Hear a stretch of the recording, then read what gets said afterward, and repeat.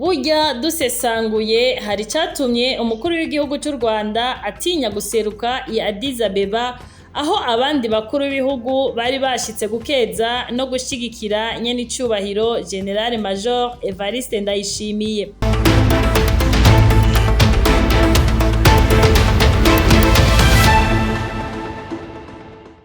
Ukutitaba inama yabereye i Addis Abeba bishobora gusigurwa cane gose n'ibihe vy'umutekano muke bimaze igihe biri hagati y'u Rwanda na Republika Iharanira Demokarasi ya Kongo. Mwese murazi ko umubano w'ivyo bihugu bibiri atawo. Ibihe birenze imyaka 30 kubera intambara igizwe n'imitwe ishigikiwe n'igihugu c'u Rwanda, aho kuva iyo myaka yose akarere ko mu buseruko bwa RDC atamahoro arigera haboneka. Muri ivyo bihe bitoroshe, Perezida w'u Burundi nyenicubahiro General w'ingabo Evariste Ndayishimiye yarafashe ingingo yo kwitanga n'ingabo ziwe mu kugarukana amahoro ku butaka bwa Kongo biciye mu masezerano yabaye hagati y'u Burundi na Kongo mu vya gisirikare na diplomasi.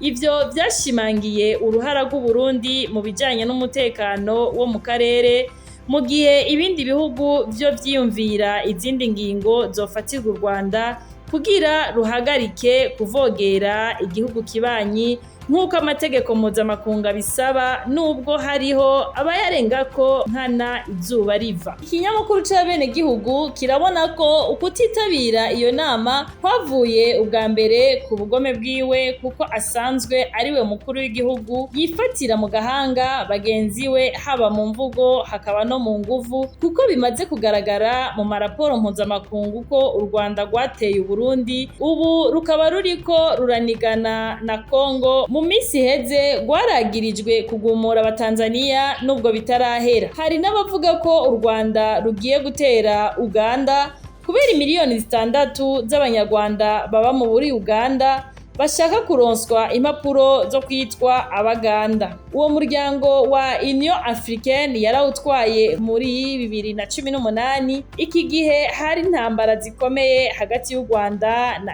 RDC. Umukuru w'igihugu Paul Kagame arazi nawe ubwiwe ko iyo ntambara yamunaniye guhagarika arinda avaho.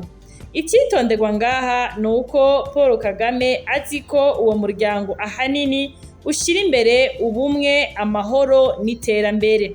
Vyogorana ingene yo kwitabira inama irimwo abakuru b'ibihugu barenga 3, azi neza ko ari we ateje umutekano muke mu karere k'ibiyaga binini n'ubuseruko. Muri make ni wenyine abayazana mu karere.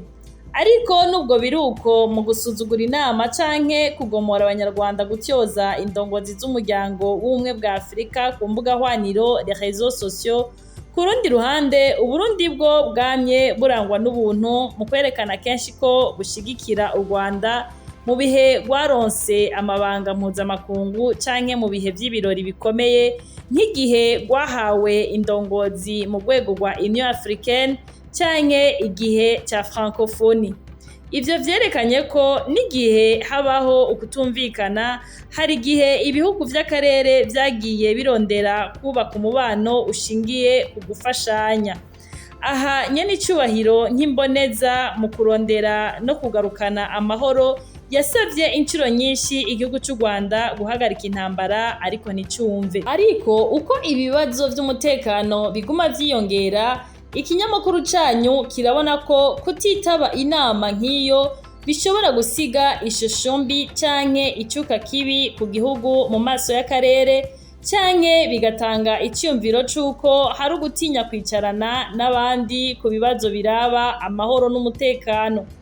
Mu gihe igihugu kiba gisanzwe cerekana ko gishigikiye amahoro no guhuriza hamwe, ukutagaragara mu nama nk'izo chaise vide canke kudafata umukenke ku ntango abandi bagabo bariko barasomako utagwaye mugabo kubera ubwibone n'agasuzuguro, bishobora gutuma hibazwa ibibazo ku ruhara rwaco mu bijanye n'inyungu rusangi z'akarere. Ni kuva ibuzimu bakaja ibuntu ku bw'ineza y'ababa mu bihugu vyacu ndetse no kubo tuzosiga.